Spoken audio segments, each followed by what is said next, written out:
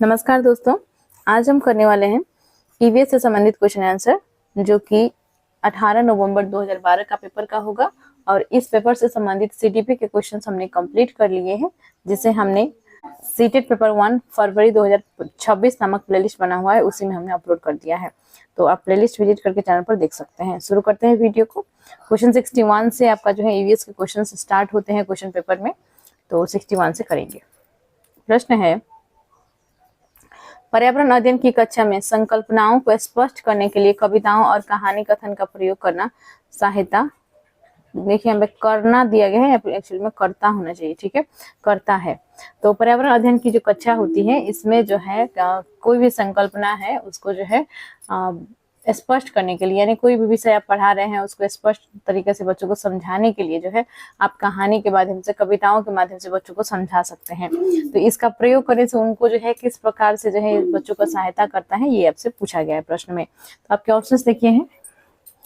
Option है पाठ को आनंददायी और रोचक बनाने में, स्थानीय एवं वैश्विक स्तर पर संसार की प्रकृति को खोजने और कल्पना करने की योग्यता को बढ़ावा देने में, शिक्षार्थियों में निहित भाषा एवं सांस्कृतिक विविधताओं को ध्यान रखने में, सही दिशा में विद्यार्थियों की ऊर्जा का सारणीकरण करने में। ठीक है, तो देखिए यहाँ पे करेक्ट जो हो जाएगा वो हो जाएगा इसमें ऑप्शन सेकेंड। सबसे उपयुक्त ऑप्शन जो है इसमें दिया गया है ऑप्शन सेकेंड। इससे जो है पर्यावरण अध्ययन के शिक्षण के दौरान यदि शिक्षक या शिक्षिका विभिन्न कहानी और कथाओं का प्रयोग करती हैं, तो इससे जो है बच्चों को जो है स्थानीय एवं वैश्विक स्तर पर संसार की प्रकृति को खोजने और कल्पना करने की योग्यता में जो है उनकी बढ़ावा मिलेगी। तो करेक्ट आंसर इसका हो जाएगा ऑप्शन सेकेंड। नेक्स्ट है, सहयोगात्मक अधिगम में पुराने एवं अधिक दक्ष विद्यार्थी छोटे एवं कम कुशल विद्यार्थियों का आकलन करते हैं।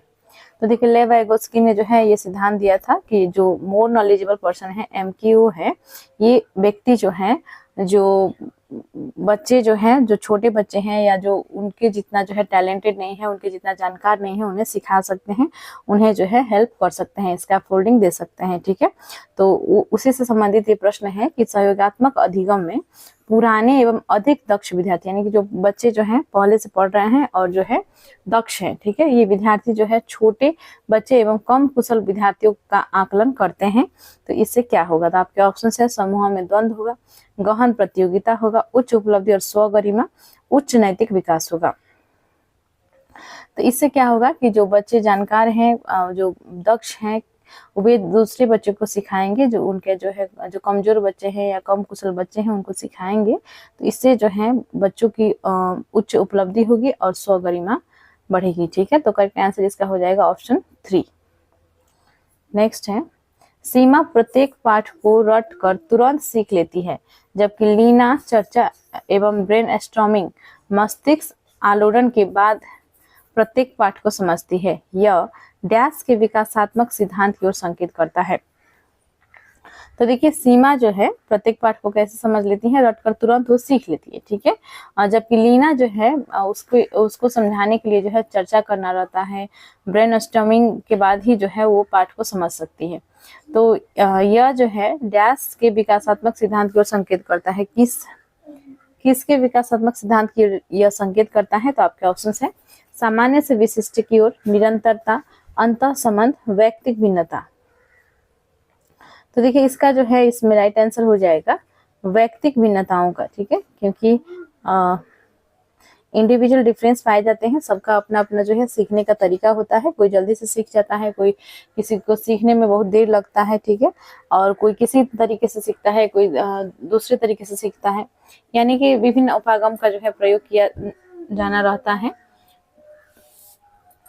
तो व्यक्तिक भिन्नताओं को जो है ये संकेत कर रहा है। ठीक है, करेक्ट आंसर इसका हो जाएगा व्यक्तिक भिन्नताओं। नेक्स्ट है, निम्नलिखित में से रोगों का वह समूह चुनिए जो मच्छरों से फैलता है।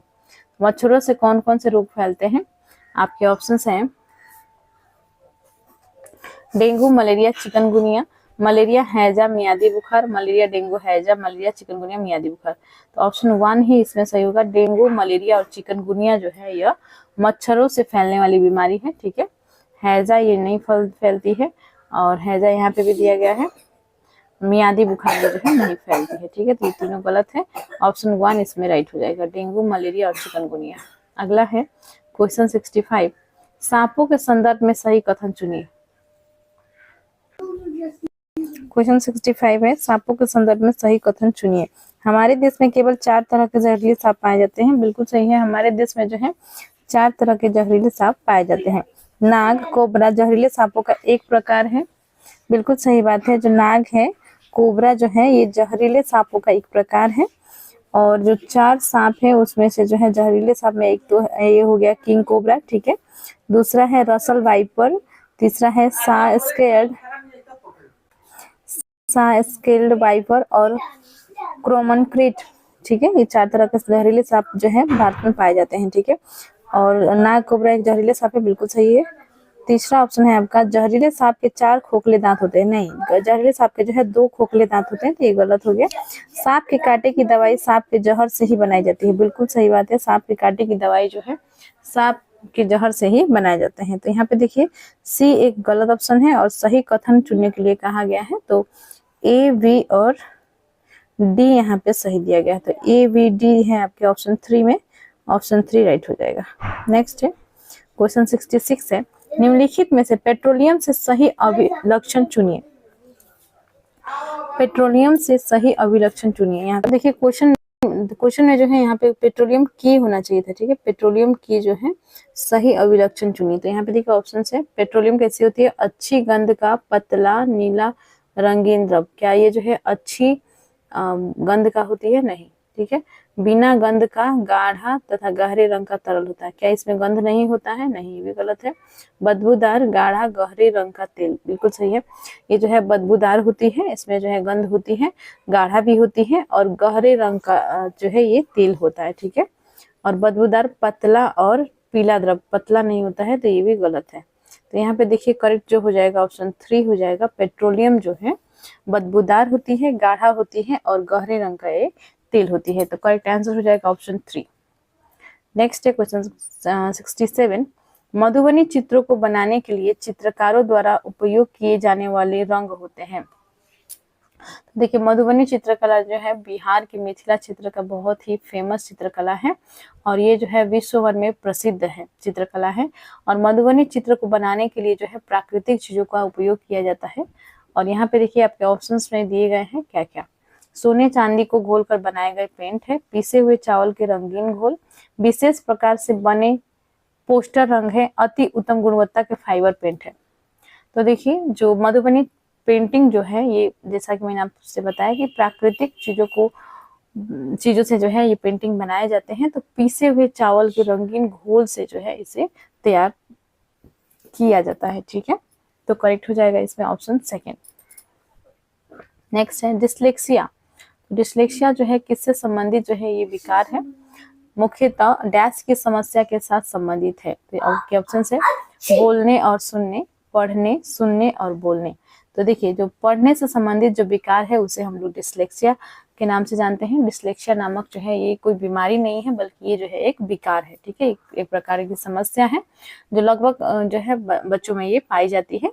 स्कूल में आप देखते हैं कि छोटे बच्चे जो है वो आज को 100 पढ़ लेते हैं, बी को डी लिखते हैं। ये उल्टा लिखने का जो उनका आदत होती है। पढ़ने के समय में जो है एक सेंटेंस को नहीं पढ़ पाना, जैसे आई एम अ गर्ल एक सेंटेंस है तो कोई बच्चा जो है ये लगातार इसको पढ़ने में असमर्थ होता है, तो वो जो है डिस्लेक्सिया से ग्रसित होते हैं, ठीक है। तो करेक्ट आंसर इसका हो जाएगा ऑप्शन 2 पढ़ने में, ठीक है। पढ़ने से संबंधित ये समस्या है डिस्लेक्सिया। नेक्स्ट है क्वेश्चन 69, पर्यावरण अध्ययन की पाठ्य पुस्तकों में अभ्यास एवं गतिविधियों को डैश उपलब्ध कराना चाहिए। तो पर्यावरण अध्ययन की पाठ्य पुस्तकों में जो है अभ्यास एवं गतिविधियों को क्या प्रकरणों में अंतनिर्मित रूप में या पुस्तक में अलग अलग स्थानों पर इकाई के अंत में, पाठ के अंत में। तो अभ्यास और गतिविधियां जो है हम अक्सर देखते हैं किताबों के जो पाठ होती है उसके अंत में दिए हुए रहते हैं, ठीक है।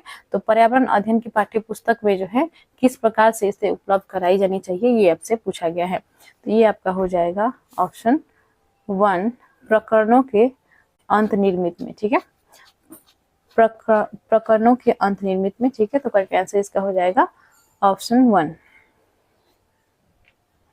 नेक्स्ट है पर्यावरण अध्ययन के शिक्षक को, तो पर्यावरण अध्ययन के शिक्षक को देखिए यहाँ पे 4 ऑप्शन दिख रहे हैं आपको।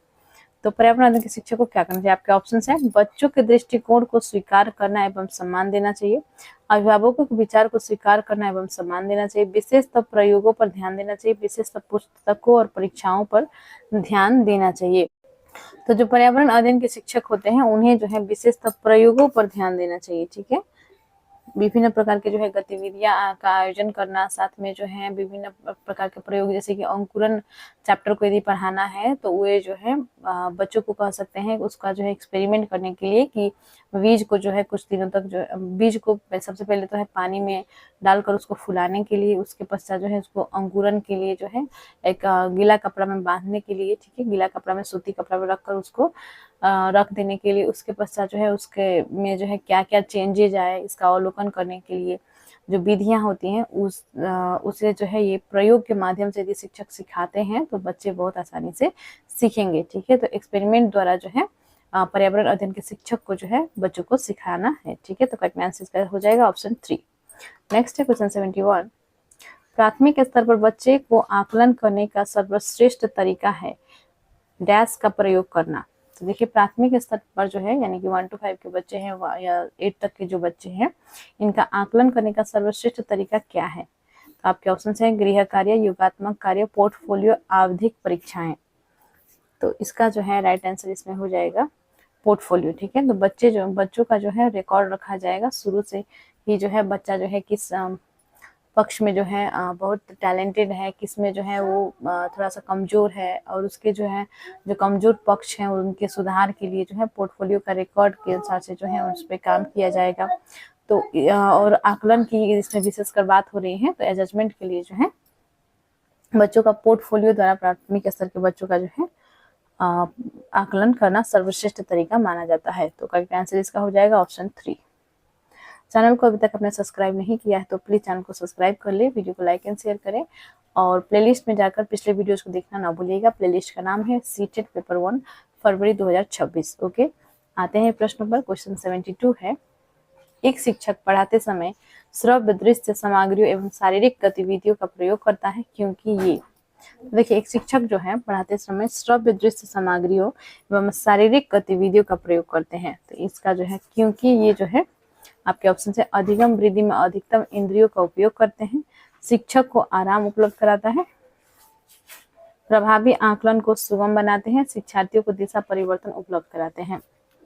तो देखिए दृश्य श्रव्य सामग्री यानी कि ऑडियो विजुअल जो मीडिया जो है ये सब जो है दिखाने से जो है बच्चे क्या होंगे कि ऑडियो सुनने से, वीडियोस को देखने से उनका जो इंद्रियां हैं ये एक्टिव होंगे और उनका जो है कंसंट्रेशन और बढ़ेगा और बच्चे जो हैं ध्यानपूर्वक चीज़ों को देखेंगे। ठीक है, इसलिए जो है एक शिक्षक जो है ये सभी बच्चों को जो है सिखाने के लिए, किसी भी चीज को, किसी भी चैप्टर को समझाने के लिए वो श्रव्य दृश्य सामग्रियों का प्रयोग कर सकते हैं। ठीक है, तो करेक्ट आंसर आपको पता चल ही गया होगा। इसका करेक्ट आंसर जो होगा वो हो जाएगा ऑप्शन 1, अधिगम वृद्धि में अधिकतम इंद्रियों का उपयोग करते हैं।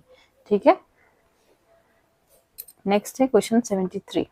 डैश के अलावा निम्नलिखित पर्यावरण अध्ययन पढ़ाने का विधियां हैं, तो किसके अलावा पूछा गया है, यानी कौन सा जो विधि है जो पर्यावरण अध्ययन पढ़ाने के लिए सही नहीं है ये आपसे पूछा गया है। ठीक है, तो कभी भी के अलावा, के सिवाय करके ऑप्शन में दिया गया हो, क्वेश्चन में दिया गया हो तो आप वहां पे ध्यान रखेंगे, नेगेटिव वाले ऑप्शंस को आपको सर्च करना होता है। तो देखिए ऑप्शन है सहयोगात्मक अधिगम, निर्देशित खोज, व्याख्यानों द्वारा स्पष्ट करने, समस्या समाधान। तो कौन सा जो है विधि सही नहीं है पर्यावरण अध्ययन पढ़ाने के लिए, तो यह विधि हो जाएगा आपका व्याख्यानों द्वारा स्पष्ट करने। ठीक है, यानी कि जो लेक्चर विधि होती है, लेक्चर विधि जैसे क्लास में शिक्षक आए और उन्होंने जो है किसी टॉपिक पे लेक्चर दे दिया, बच्चे समझे या नहीं समझे, ठीक है, और वहाँ पे जो बस उनका पढ़ाने का यही काम था कि वो आकर लेक्चर दे दिए और अपना लेक्चर देकर चले गए। तो ये व्याख्यान विधि जो है अच्छा विधि नहीं माना जाता है पर्यावरण अध्ययन से संबंधित शिक्षा के लिए। ठीक है, तो करेक्ट आंसर इसका हो जाएगा ऑप्शन 3, व्याख्यानों द्वारा स्पष्ट करने। नेक्स्ट है फिर से सेम टाइप का प्रश्न है जो 73 में था, डैश के अलावा। ठीक है, बच्चे के विकास को आकार देने वाले वातावरणीय कारकों में निम्नलिखित सभी शामिल है। तो किसके अलावा जो है बच्चे के विकास को आकार देने वाले वातावरणीय कारकों में सभी शामिल होते हैं। आपके ऑप्शंस है शिक्षा की गुणवत्ता, पौष्टिकता की गुणवत्ता, शारीरिक गठन, संस्कृति। तो इनमें से किसके अलावा जो है बच्चे के विकास को आकार देने वाले वातावरणीय कारक जो है शामिल हैं, यानी कि बच्चे के विकास को आकार देने वाले कौन कौन से कारक हैं और कौन सा जो है नहीं है, वो आपको आंसर में देना है। तो यहाँ पे देखिए करेक्ट हो जाएगा इसमें शारीरिक गठन। तो यदि शिक्षा की गुणवत्ता की बात करिए तो इससे जो है बच्चों का विकास होती है, पौष्टिकता से जो है बच्चों का शारीरिक विकास होती है, और संस्कृति से जो है उनका जो है नैतिक विकास, और साथ में जो है एक व्यवहारिक जो है उनका डेवलपमेंट होता है। ठीक है, तो शारीरिक गठन जो है इसके अलावा बच्चे के विकास को आकार देने वाले वातावरणीय कारकों में निम्नलिखित सभी शामिल है। नेक्स्ट है क्वेश्चन 75। कक्षा में एक प्रभावी शिक्षण अधिगम प्रक्रिया होती है जब शिक्षक बच्चों के ज्ञान को पढ़ाई जाने वाली नई संकल्पना के साथ जोड़ने में सहायता करता है। इस पाठ्यक्रम में निहित उद्देश्य है डैश को बढ़ावा देना। क्वेश्चन 75 है शिक्षण अधिगम प्रक्रिया होती है जब शिक्षक बच्चों के ज्ञान को पढ़ाई जाने वाली नई संकल्पना के साथ जोड़ने में सहायता करता है। इसके पाठ्यक्रम में निहित उद्देश्य है डैश को बढ़ावा देना।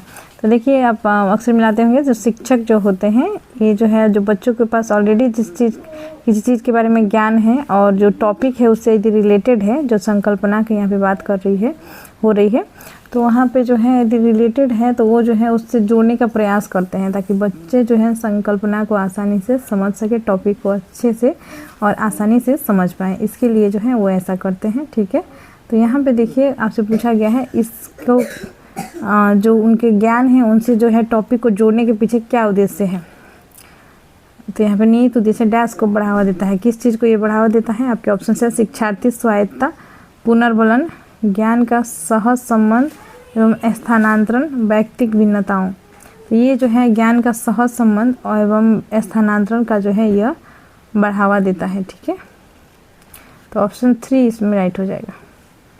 तो देखिए हाँ, इससे जो है होगा क्या कि बच्चे जो है जो पिछले उनके पास जो भी ज्ञान है उस चीज़ के बारे में, उस टॉपिक के बारे में, उनसे जो है वो जुड़ेंगे तो आसानी से चीज़ों को समझ पाएंगे। तो हमने जो है क्वेश्चन 75 तक कर दिया है। नेक्स्ट वीडियो में हम क्वेश्चन 76 से स्टार्ट करेंगे और जितने भी बचे हुए प्रश्न हैं उसे कंप्लीट कर लेंगे। तो मिलते हैं नेक्स्ट वीडियो में। चैनल को अभी तक आपने सब्सक्राइब नहीं किया है तो प्लीज़ चैनल को सब्सक्राइब कर लीजिए। वीडियो को किसी ग्रुप में ज़रूर शेयर कर दें, अपने दोस्तों के साथ ज़रूर शेयर करें और कमेंट ज़रूर करें। धन्यवाद।